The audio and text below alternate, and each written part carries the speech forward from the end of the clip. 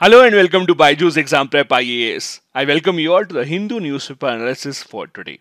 Before we begin with the important articles in today's newspaper, an important reminder, we now have a Telegram channel of Byjus IAS. Don't forget to join this channel to get all the latest current affairs updates for the UPSC examination.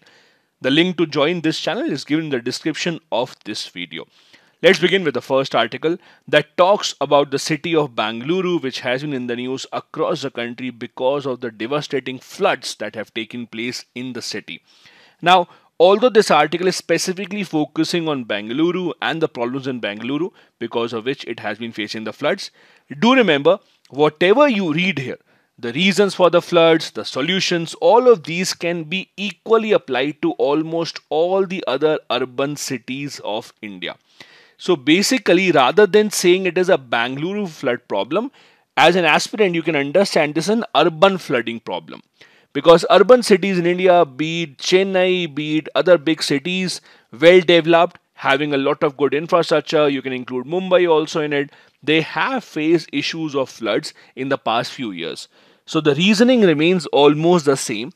The same content here can be used while writing an answer, even if it is with regards to some other metro city of India. The author here says that the situation has improved quite a bit in the last week or so in Bengaluru now that the heavy rains have subsided. However, many people are blaming each other. Some people are blaming migrants, saying that Bengaluru right now is overpopulated. So many people have come out from outside the city to live in Bangalore. Some people are blaming the politicians, saying that they have taken a lot of money but not built any infrastructure. Some are blaming the citizens, saying that the city of lakes, Bangalore, now hardly has any lakes remaining because all these lakes have been converted into housing projects, offices, etc. So we don't have places where the water can now flow and water can now be collected. Encroachment into all these areas, destroyed wetlands, all of that has added to this problem. Most of the city is now made of concrete, meaning that the water cannot go underground. So even though we have so much floods, even then you will see that the level of groundwater might not increase. Why? Because the water is not going underground because of all this concrete that has been made. Now this is not a problem that is only seen in Bangalore. You can see this kind of a problem in almost all the urban cities across the country. The problem is, as the population of India has grown, as more and more people are looking for a job, they actually have no other option but to go back to only a few handful of cities in the country that have good infrastructure and have good job opportunities. Be it Mumbai, Bangalore, Pune, Hyderabad, Delhi, you have to understand, even though we are a country of 140 crore people, after your college graduation, if you are looking for a good private sector job, at the end of the day, there are only 7 to 8 or maximum 10 cities where you can actually get those kind of jobs. So there's a lot of population pressure on these cities. Thus, Bangalore has expanded. Nearby villages of the city have now become a part of the city. Many panchayats have now been disbanded and 6 city municipal corporations were created. Later on, they were merged into one single municipal corporation called the BBMP, that is the Brihad Bengaluru Mahanagar Palike.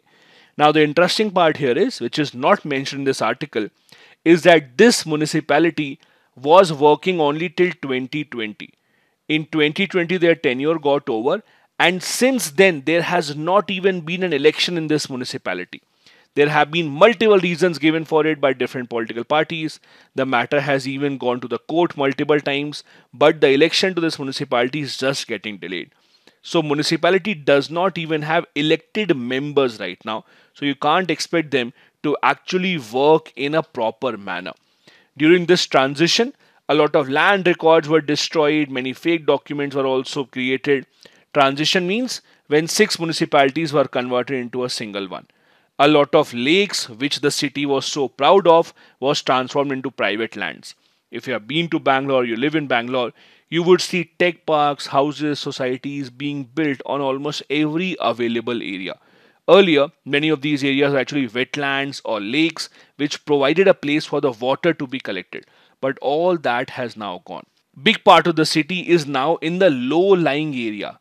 Low-lying area means the area where water actually gets collected from other parts of the city, which has made the situation even worse.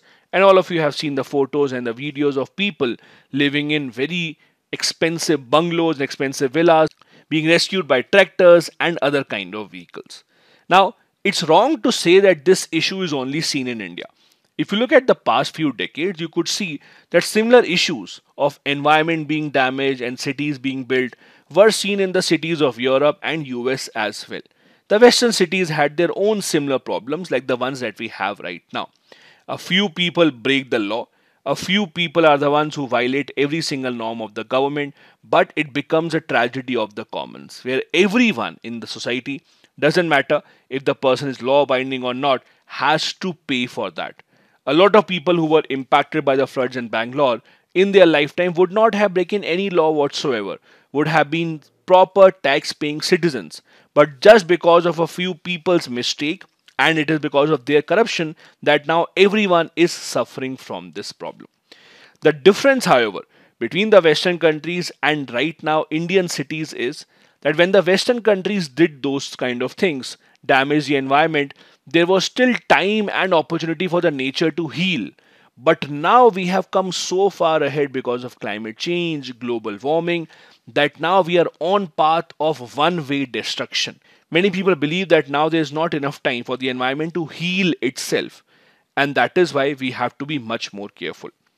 It would be wrong to blame Bangalore for every single thing, because if you look at the past 2 decades, the city has developed a lot of great things. For example, a lot of reforms have been implemented.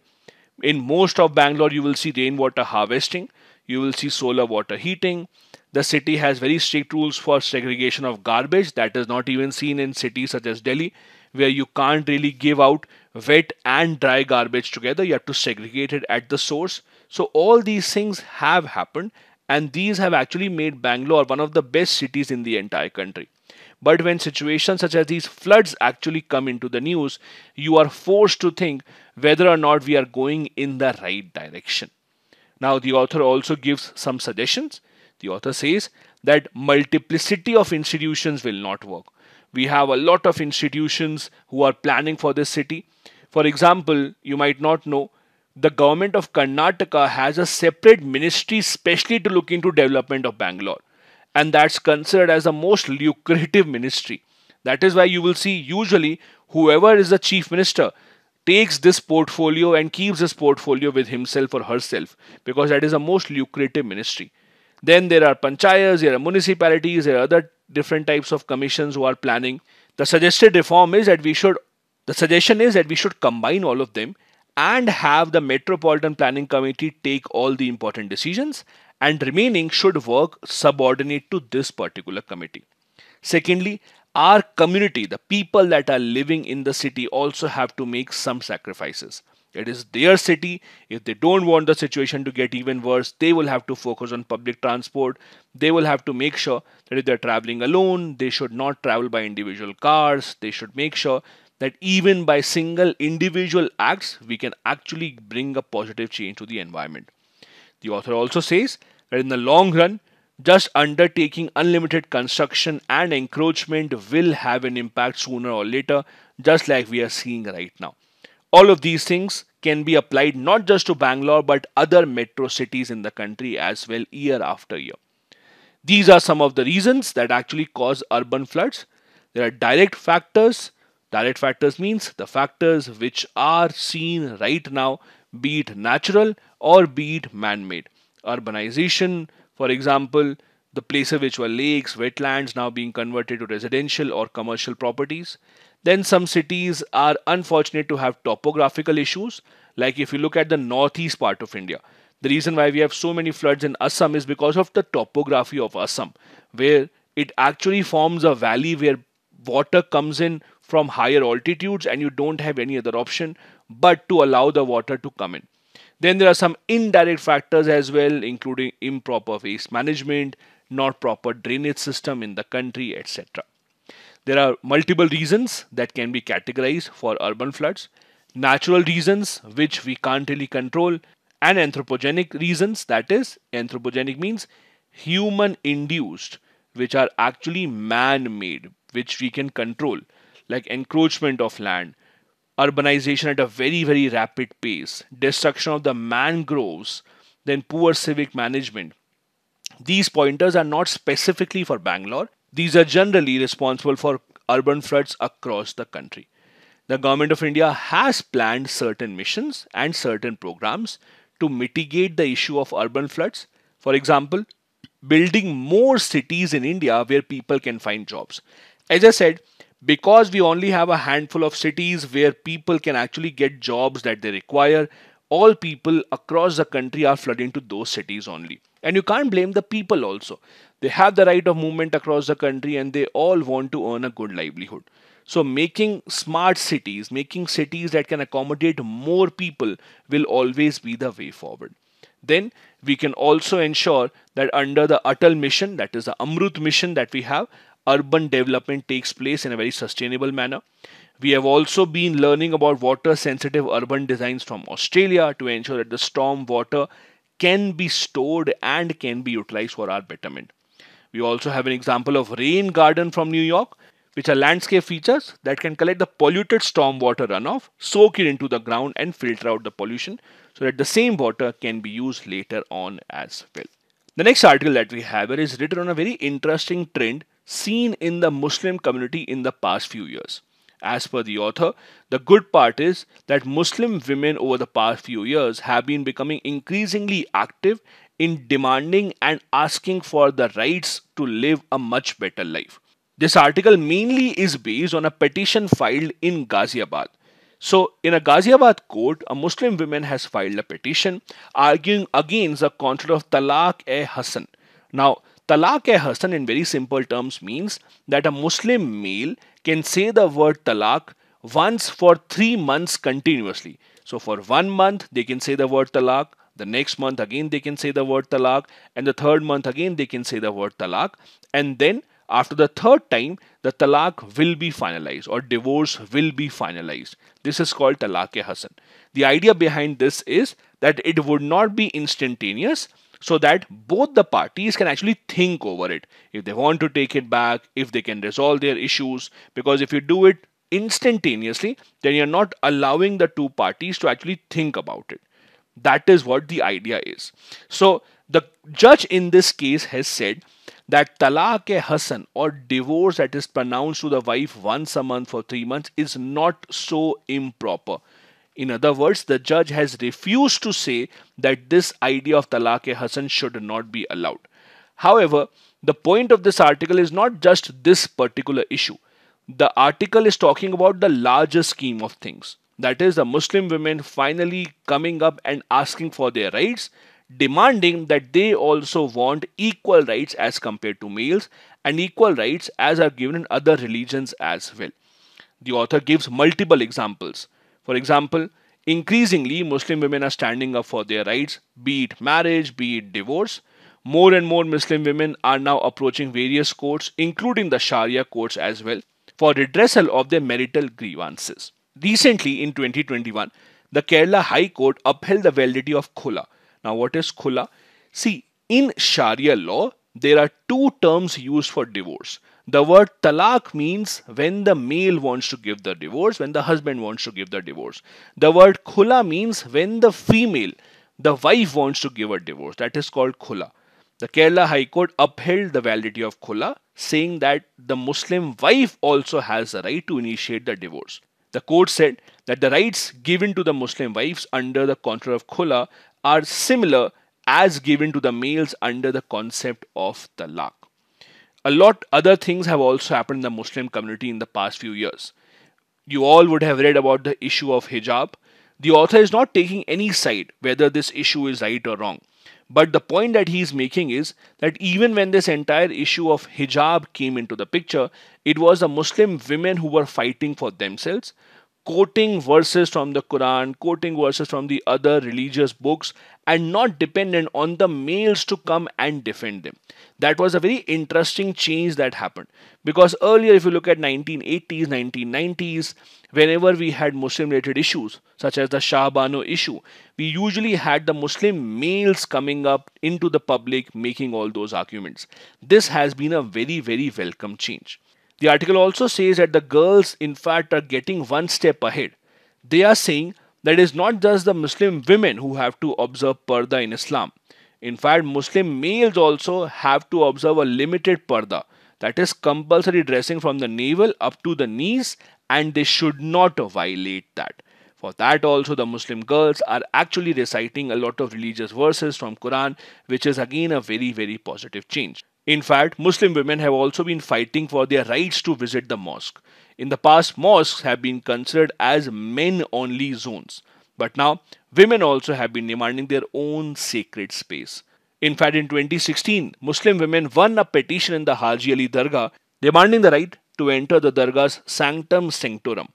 This also is a big step ahead for the Muslim females coming up and demanding their equality rights. Recently, we have seen their participation in other issues as well. For example, in December 2019, after the passing of the Citizenship Amendment Act, we saw the entire agitation mainly being led by Muslim women and not Muslim males, thus giving them a new found voice. Although there are certain obstacles that still remain in between. For example, the Sharia law does give the right to women also to initiate divorce through the contract of khula, as we just discussed. However, many Muslim clerics actually do not abide by this. Many Muslim clerics actually try to misinterpret this, and they say that these kind of issues should not be allowed. As per the article, many Maulanas have been misusing this concept of nikah halala. Nikah halala is also called as tehleel marriage.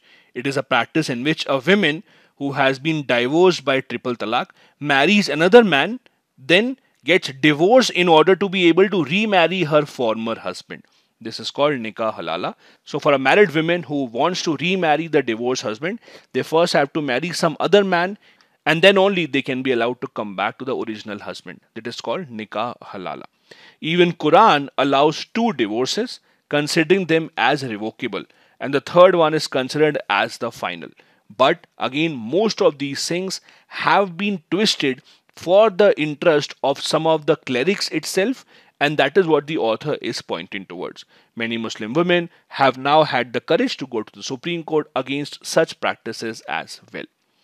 Now, if you look at the Muslim personal law on marriages in India, there are some important terms that all of you should understand. According to the Sharia or the Muslim personal law, the men are allowed to practice polygamy. Polygamy means multiple marriages. They can have more than 1 wife at a time, maximum of 4. Nikah halala, as I told you, is a process in which a Muslim woman first has to remarry another person, get divorced if she wants to come back to her divorced husband once again. Then we have the concept of talaq-e-hasan, the same that has been challenged in the Ghaziabad court right now, which says that Muslim man can divorce his wife uttering the word talaq once for 3 months, and at the end of the 3rd utterance, the divorce will be final. It allows the husband and the wife time to think over it. Triple talaq, which has now been outlawed in India, allowed the husband to divorce a wife repeating the word talaq thrice instantaneously, even over the email or text message as well. As I said, in Islam, the word talaq refers to divorce initiated by the male, and khula is a word that is initiated by the female, but they both would result into divorce only. The next article that we have here is about an IT income tax survey team conducting a kind of a raid on Oxfam India. Now, Oxfam is actually an international NGO. It has its offices in India also. It is most famous for bringing out the inequality reports. You would have read those kind of reports which say that top 1% own this much wealth, top 10% own the entire wealth of the country. Those kind of reports that you read are actually published by Oxfam only. So what has happened is Oxfam offices in India were raided by the income tax officials, and Oxfam India says that we have been following all the laws, but still they came in, they took a lot of data, personal data also of our senior management itself. Oxfam says that recently our license for FCRA, that is Foreign Contribution Regulation Act, was not renewed. As you know, FCRA licenses are required for all those NGOs in India who are getting donation from outside India of over 25,000 rupees. This license of the FCRA has to be renewed after every 5 years. It is not a permanent license as such. So Oxfam says that first the government did not renew the license. Now they are actually working against us. This is something that the government is doing with the wrong intention as per the Oxfam India. They said that even during the COVID pandemic, we have been helping the society to a large extent. Now, if you actually see the Oxfam report, that is Oxfam inequality report, which is important for our examination point of view, do remember these are some of the numbers that they have showed with respect to India specifically. They have said that top 10% of Indian population holds 77% of the total national wealth, while 73% of the wealth generated in 2017 went to the richest 1%. This report was published in Jan 2022, but this is based on the 2021 numbers. These kind of data is very important, especially for your mains examination point of view. So make sure that you actually collect this data for your mains examination. The latest report that had come out, as I said, was in Jan 2021. So I thought of sharing the important pointers from that report as well. They talked about the number of billionaires in India increasing at the time of the COVID pandemic. When poor people were losing their jobs, the rich people were becoming even richer. As per the report in 2020, the number of people suffering from extreme poverty in India have increased.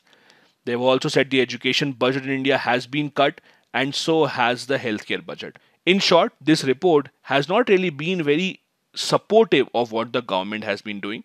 They have been criticizing the government mainly for not being able to control the situation during COVID or not being able to control the growing economic inequality in the country. And as per them, they may be on the government's target for being against the government. The next article that we have here is the finance minister of the country asking the RBI to come up with a whitelist. Now, you might have heard about blacklist. Blacklist is a list of those entities which are banned from doing something or which are illegal. Whitelist, on the other hand, is a list of those entities which are doing legal work. So, finance minister has asked the RBI to make a list of those instant loan apps which are legal.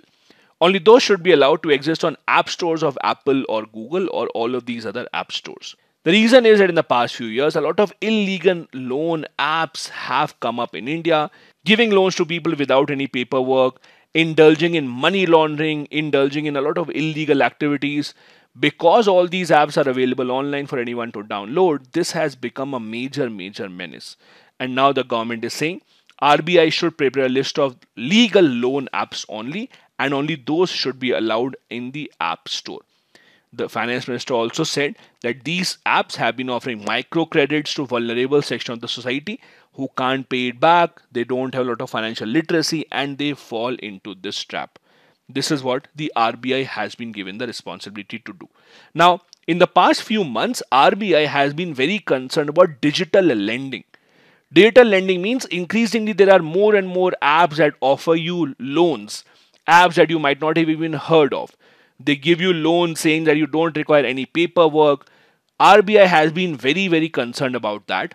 And they had in fact come out with guidelines for that as well, called the RBI Digital Lending Guidelines.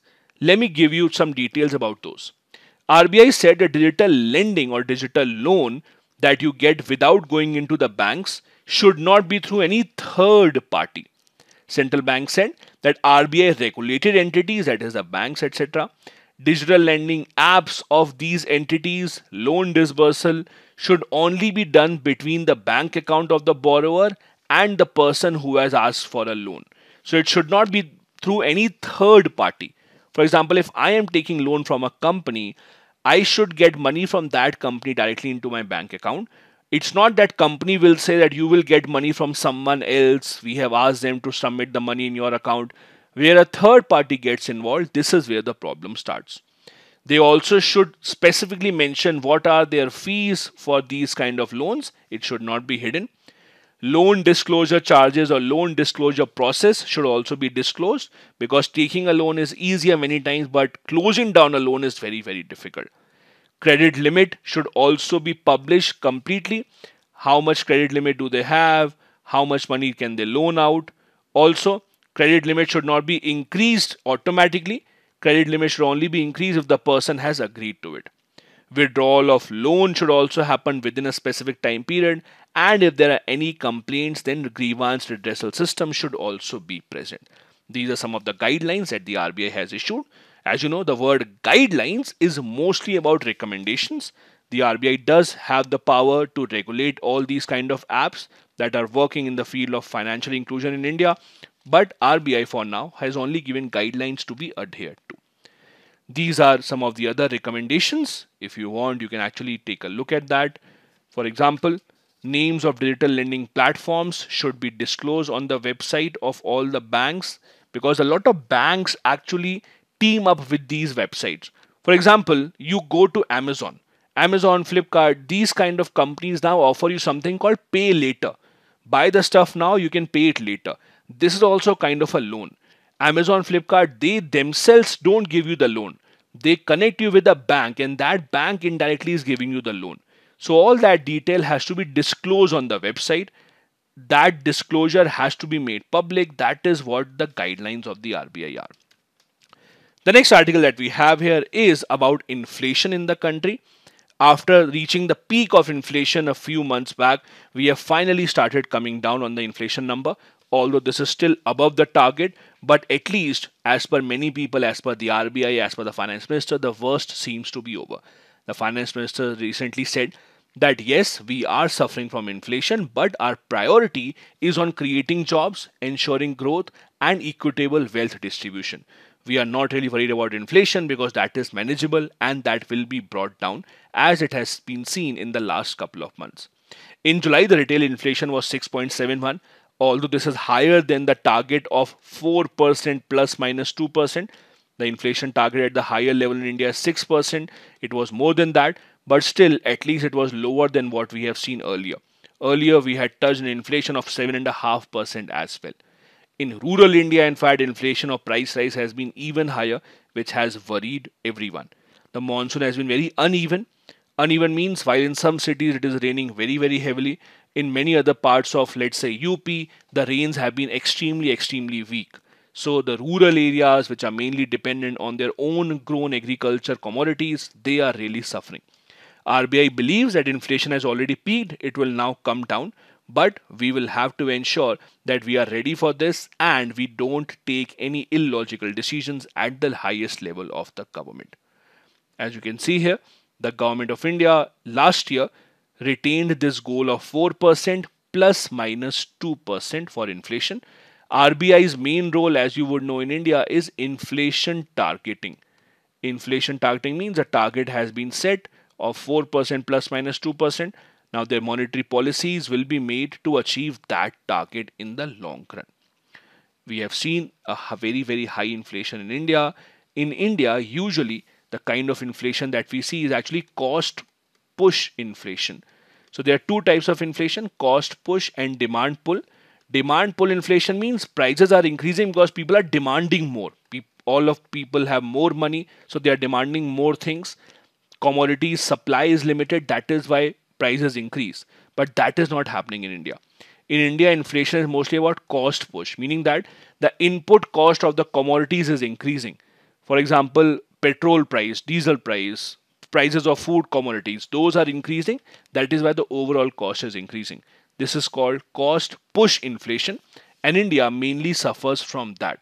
The high inflation rate, as I said recently, is because of multiple things that are happening globally and nationally as well. Globally, supply chains have been disrupted because of the Ukraine-Russia conflict. These two countries are responsible for producing a lot of oil, gas in case of Russia, and a lot of grains in case of Ukraine. And because that has been disrupted, the entire world is facing high inflation numbers. Commodities such as oils, fats, vegetables, these are specifically seen a very high inflation. In fact, inflation in oil and fats in March 2022 soared close to 19% because of this crisis. As you know, March was the peak of the conflict between Russia and Ukraine. This is why no country has been unaffected by this, including India as well. These are the important articles for today. Now a couple of practice questions. Number one, inflation in India is usually categorized as cost push inflation and not demand pull. Identify the differences between the two and the reasons why India faces the former. Second, urban floods are becoming increasingly common in India due to various reasons. Elaborate on these reasons and the methods to curtail this problem. Both these questions have to be answered within 250 words each. Thank you so much for watching the video. Have a good weekend ahead.